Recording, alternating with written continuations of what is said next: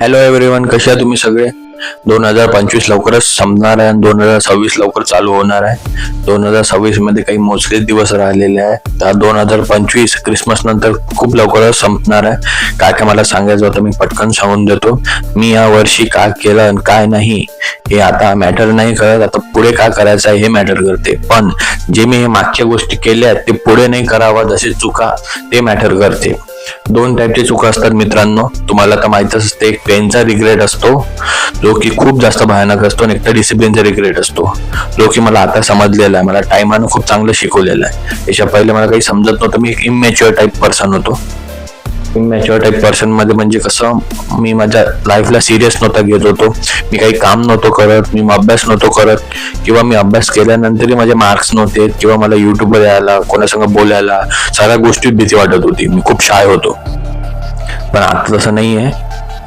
आता काही ना काही तर चेंज एक्झॅक्टली झालेलंच आहे. मला एवढं तर माहित आहे की 2026 आलेला आहे. 2026 मध्ये मला काय करायचं आहे, कसं करायचं आहे, किंवा कुठे काय काय माझे गोल्स आहेत, मला केवढे व्हिडिओ टाकायचे आहे, माझे एक्झाम कधी आहे, मला कोणचा अभ्यास करायचा आहे, मला नोकरी कशी लागायची आहे, हे मला बहुतेक समजलेलं आहे. With the help of books as well as my parents.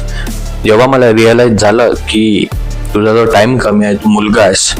नाही तर असं नाही आहे की मला कोणी शिकवलं, मला टाइमनं शिकवलं. मला टाइमनं अशी मार दिलेली आहे मित्रांनो की त्या टाइम नंतर मी रट्टे खाल्ल्यानंतर आता शेवटी रस्त्यावर आलेलो. आता पुढे काय करायचं आहे, मला कसं करायचं आहे हे तर मला माहित आहे. आता व्हिडिओ बनवतो, मला माहित आहे की मला कसा व्हिडिओ बनवायचा आहे आणि केवढा व्हिडिओ बनवायचा आहे, कसं स्टडी करून व्हिडिओ बनवायचा आहे आणि कसं नाही बनवायचं आहे. पण माझं एवढं म्हणणं होतं मित्रांनो, या व्हिडिओचा टॉपिक असं होतं की जो रिग्रेटचा पेन असतो तो खूप भयानक असतो मित्रांनो, डिसिप्लिनचा पेन पर्यंत. डिसिप्लिनचा पेन तुम्हाला शिस्त लावतो, पुढे तुम्हालाच काम येतो. हे मी माझा पर्सनल एक्सपिरियन्स पासून शिकलेलो आहे. हे जर मला माहित नसतं तर मला कधीच समजलं नसतं. कारण की मला जो टाइम आहे त्यानं शिकवलेला आहे की तू कसा वागत होता. मला टाइमनं मार दिलेला आहे. त्या टाइमच्या मार मुरल्यामुळे त्यानं माझं खूप चांगलं कॅरेक्टर बिल्ड झालं. मी त्यालाही दोष नाही देत की माझ्या खराब दिवसापासून चांगल्या दिवसामध्ये मी हे करत आहो, प्रोग्रेस करत आहो, किंवा मी चांगल्या गोष्टीकडे जात आहो. आता मी युट्यूब व्हिडिओ बनवत आहो, मी पतला झालेलो, खूप वजन कमी केलेलं आहे, मी अभ्यास करत आहो. आणि पुढच्या वर्षी 2026 मध्ये जे 3-4 महिनेच राहिले आहे माझ्या एक्झामला, त्याच्यात पण मी टॉप करणार थ्रू डिसिप्लिन. कारण की मला वेळानं जो जसा मार दिलेला आहे त्याच्यानंतर माझे डोळे खुलले मित्र. मला एवढं तरी समजलं की कसं काय वागायचं. जे तुमचं सर्व आहे ते तुमच्या माइंडसेट आणि तुमच्या हार्डवर्कवरच आहे. त्याच्याशिवाय तुम्ही काही करू नाही शकत. तुम्हाला लाजणं हे खूप खराब गोष्ट आहे. लाजणं म्हणजे एक फेमिनिन कॅरेक्टर आहे. जर तुम्ही मुलं असाल तर तुम्ही लाजू नका मित्रांनो. पहिले हर एक गोष्ट क्रिंजच वाटते. आम्ही जो व्हिडिओ बनवतो तुम्हाला क्रिंज वाटवणार, पण कमीत कमी 5-6 महिन्यानंतर जेव्हा माझे फॉलोअर्स होतील किंवा मी चांगल्या टॉपिकवर व्हिडिओ बनवणार, तेव्हा तुम्हीच माझ्या संग हळूहळू जोडत जासाल आणि तुमची स्टोरी माझ्या संग रिलेट करू पाहता. आता हे स्टोरी तुम्ही रिलेट करू नाही पाहता कारण की मी आता सध्या डिसिप्लिनच्या रस्त्यात पूर्ण डिसिप्लिन झालेलो नाही. हळूहळू मला डिसिप्लिन मध्ये यायला लागणार. सकाळी उठणं, आता सध्या मी 8 वाजता उठत आहोत. तुम्ही एक टाइम येणार की 5 वाजताच उठणार, सूर्याच्या पहिले. सूर्य उदयाच्या पहिले उठल्यानंतर मला समजणार की कुठे काय, केव्हा काय, कसं करायचं.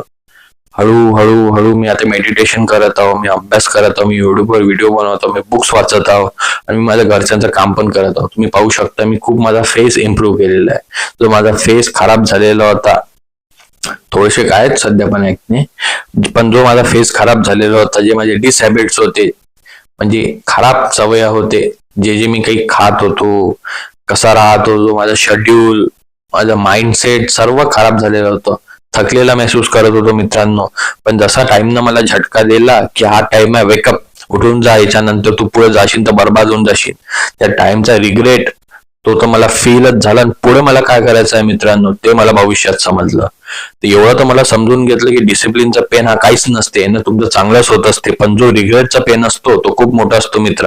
आणि एकदा रिग्रेट झाल्यावर तो टाइम परत येत नाही. सगळ्यात इम्पॉर्टंट थिंग टाइमच आहे. आजचा टाइम पहा तुम्ही, आजची तारीख 17 आहे. कमीत कमी मी आता आज सकाळी 4 वाजता उठलेलो आहो मित्रांनो. आणि आजपासून मी कमीत कमी 1.5 महिना झालेला आहे, 2 महिने झाले आहे. नोव्हेंबर सप्टेंबर पासून मी सकाळी 5-6 वाजतापर्यंत उठत आहो. पहिले मी सुरुवात केली तर माझ्या जन्म बी नव्हता 8 वाजता उठत होतो. कारण की माझा जो माइंडसेट होता तो इतका खराब झालेला होता की तो स्वतः मला त्रास देत होता की नुसतं तू आंघोळी करायला जाशील तर तुला त्रास होणार, तू सकाळीच काय उठशील. तर हळूहळू मी त्याला बदलत गेलो, सवयी बदलत गेलो ना, आता मला चांगल्या सवयी लागत आहे मित्रांनो.